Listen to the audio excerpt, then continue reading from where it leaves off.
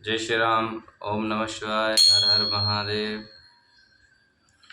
कल आपको वायव्य संहिता में ऋषियों के ब्रह्मा जी के पास जाना, उनकी स्तुति करना, उनसे परम पुरुष विषय में प्रश्न करना और ब्रह्मा जी का आनंद मगन हो रुद्र कहकर उत्तर देना।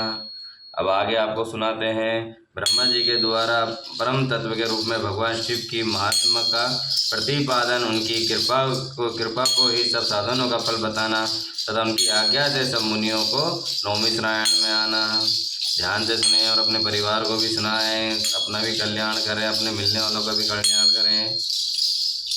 ब्रह्मा जी ने कहा, मुनियों, जिन्हें ना पाकर मान सहित वाणी लौट आती है, जिनके आनंद में स्वरूप का अनुभव करने वाला पुरुष कभी किसी से नहीं डरता, जिसने संपूर्ण भूतों और इंद्रियों के साथ ब्रह्मा विष्णु रुद्र और इंद्र पूर्वक यहाँ समस्त जगत को पहले प्रकट होता है, जो कारणों के भी दृष्टा और विचार के परम कारण हैं, जिनके सिवा और किसी से कभी भी जगत की उत्पत्ति नहीं होती है, संपूर्ण ऐश्वर्य से संपन्न होने के कारण जो स्वयं सर्वेश्वर नाम धारण करते हैं, सब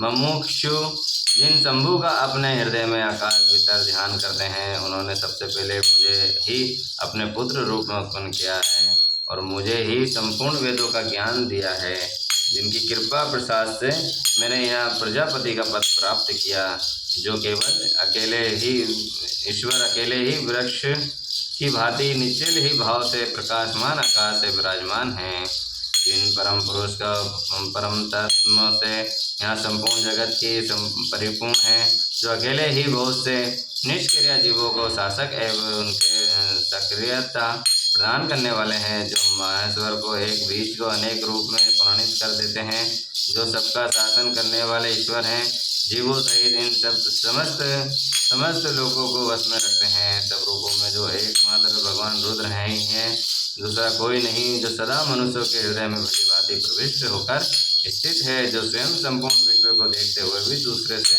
कदापि लक्षित नहीं होता, जो सदा समस्त जगत की अधिष्ठता है, जो अनंत शक्तिशाली एकमात्र भगवान रुद्र है, काल से मुक्त समस्त कारणों के भी शासन करते हैं, जिनके लिए न दिन है न रात्रि है, जिनके समान भी कोई नहीं है, फिर तो अधिक हो ही कैसे सकता है, जिनकी ज्ञान बल और क्रिया रूप पराशक्ति स्वाभाविक एवं नित्य है, जो ईश्वर विनाशशील अव्यक्त प्रकृति पर तथा अमृत स्वरूप अक्षर अविनाशी जीवात्मा पर शासन करते हैं, उनका निरंतर ध्यान करने से, मन को उनमें लगाए रहने से, तब उन्हीं के तत्व की भगवान भावना रखते हुए उन तन में हो रहने से जीव अंत में उन्हीं को प्राप्त हो जाता है। फिर तो सारी माया अपने आप दूर हो जाती है, उनके ना पास तो बिजली का प्रकाश करती है और ना ही सूर्य और चंद्रमा अपनी प्रभा फैलाते हैं, अपितु उन्हीं के प्रकाश से संपूर्ण जगत प्रकाशित होता है, ऐसा सनातन श्रुति का कथन है। एकमात्र महादेव जी महेश्वर को ही अपना आराध्य देव जानना चाहिए, उनसे श्रेष्ठ दूसरा कोई पद उपलब्ध नहीं होता, ये स्वयं ही सबके आदि हैं, किंतु इनका न आदि है न अंत है, स्वभाव से ही निर्मल स्वतंत्र परिपूर्ण और कृष्णाधीन तथा चराचर रूप है, इनका शरीर अप्रकृति दिव्य है, ये श्रीमान महेश्वर लक्ष्य और लक्षण से रहित हैं, ये नित्य मुक्त होकर सबको बंधन से मुक्त करने वाले हैं, काल की सीमा से परे रहकर काल को प्रेरित करने वाले हैं, ये सबके ऊपर निवास करते हैं और स्वयं ही सबके अवसान स्थान सर्वज्ञ हैं तथा 6 प्रकार के अथवा मार्ग से युक्त संपूर्ण जगत के पालक हैं, उत्तरोत्तर उत्कृष्ट भूतों से वे परम उत्कृष्ट हैं, उनसे बढ़कर दूसरा कोई नहीं, अनंत व्यापी रूपी मरकन का पान करने वाले मधुव्रत भ्रमर अखंड ब्राह्मणों को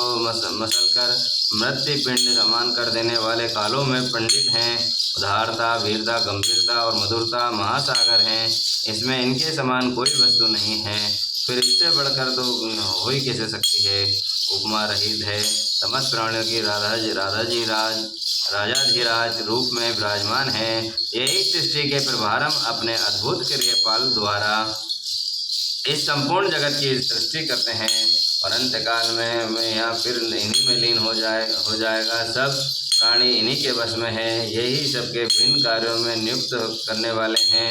पराभक्ति से इनका दर्शन होता है, अन्य किसी प्रकार से कभी नहीं। व्रत, संपूर्ण दान, तपस्या और नियम इन सब साधनों को पूर्व काल में सत्पुरुषों ने भाव शुद्धि तथा अनुराग की उत्पत्ति के लिए ही बताया था, इसमें संशय नहीं है। मैं भगवान विष्णु के रुद्र देव तथा दूसरे देवता एवं असुर आज भी उग्र तपस्या के द्वारा उनके दर्शन की इच्छा रखते हैं। धर्म भ्रष्ट, मूढ़, दुष्ट और घृणित आचार विचार वाले लोगों को उनका दर्शन होना असंभव है। भक्तजन भीतर और बाहर भी उन्हीं का पूजन एवं ध्यान करते हैं। ये रूप 3 प्रकार का है, सुतल, समक्ष है, और इन दोनों से परे हम सब देवता आदि जिस रूप को प्रत्यक्ष देखते हैं वह सुतल समक्ष रूप का दर्शन केवल योगियों को होता है। उससे भी परे जो नित्य ज्ञान स्वरूप आनंदमय तथा अविनाशी भक्त स्वरूप रूप है, उसमें निष्ठा रखने वाले भजन परायण भक्तों को ही दृष्टि में आता है। भगवत व्रत का आश्रय लेने वाले भक्त ही उसको देख पाते हैं। इस विषय में अधिक कहने से क्या लाभ। गुहा से भी गुहातर एवं उत्कृष्ट साधन है भगवान शिव के प्रति भक्ति से। जो भक्ति से युक्त है वह संसार बंधन से मुक्त हो जाता है, इसमें संदेह नहीं है। वह भक्ति भगवान की शिव की कृपा से ही उपलब्ध होती है और उनकी कृपा भी भक्ति से ही संभव होती है। इस प्रकार ये दोनों एक दूसरे से आश्रित हो, ठीक वैसे ही अंकुर से भी बीज है और बीज से अंकुर होता है। जीव को भगत कृपा से ही सर्वस्थितियाँ मिलती हैं। संपूर्ण साधनों के अंत में भगवान की कृपा ही साध्य है। अंधकारण की शुद्धि या प्रसाद साधक है धर्म, और उसी धर्म को स्वरूप प्रतिपादन वेदों ने किया है। वेदों के अभ्यास से पहले से पूर्ण पाप और समता आती है। उस समता से प्रसाद प्रसन्नता या अंत शुद्धि का संपर्क होता है।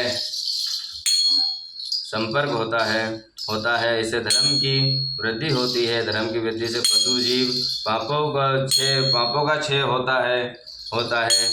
इस तरह जिसके पाप क्षीण हो गए हों और जीव को अनेक जन्मों के अभ्यास से क्रमश उमा महेश्वर के तत्व का ज्ञान प्राप्त होकर उनके हृदय में उनकी भक्ति का उदय होता है। और भक्ति भाव से अनुरूप ही महेश्वर को कृपा प्रसाद का उद्रेक होता है। इस प्रसाद से कर्मों का त्याग होता है और कर्मों के त्याग का अभिप्राय उनके फलों का त्याग है। और कर्मों के सब रूपतः त्याग से नहीं, अंत ये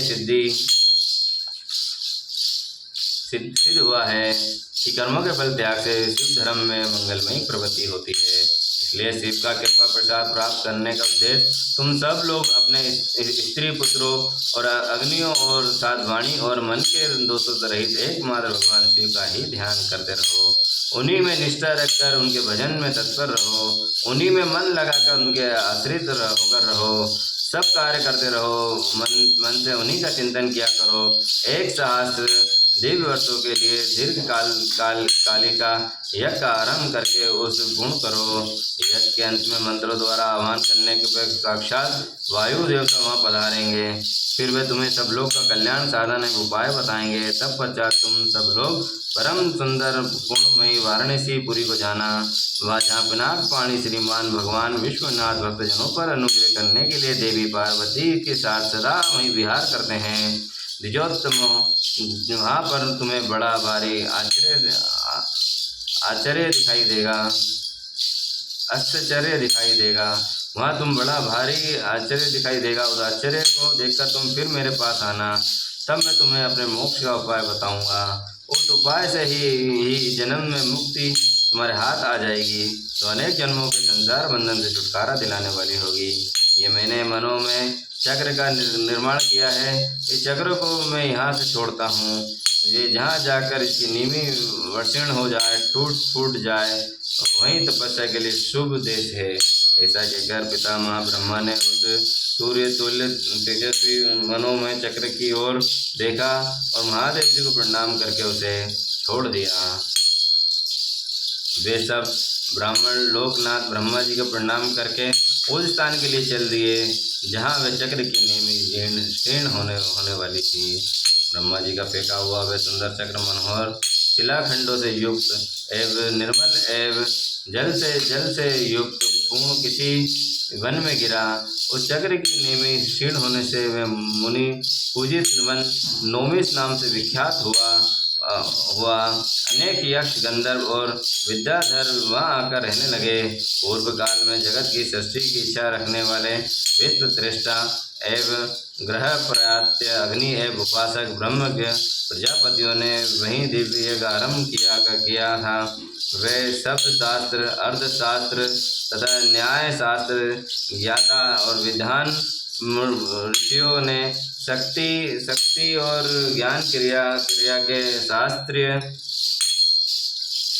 विधि का अनुष्ठान किया था। उसी स्थान पर वेद वेता विधान सदावाद और जल्प के बल से युक्त विष्णु द्वारा अति बात करने वाले वेद भ्रष्ट नास्तिकों को प्रहात या पराजित करते थे। तभी से नौमी शरणाएँ ऋषियों के तपस्या का योग स्थान बन गया। स्फाटिक मणि की पर्वत शिलाओं से झरते हुए अमृत के समान मधुर एवं स्वच्छ जल के कारण वे वन बड़ा रमणीय प्रतीत होता है। वहाँ प्राय अत्यंत ही रसीले फल देने वाले वृक्ष हैं तथा उनमें वन में हिंसक जीव जंतु का अभाव है। बोलो उमापति महादेव की जय, काल महाकाल की लक्ष्मण भगवान की जय। जय श्री राम।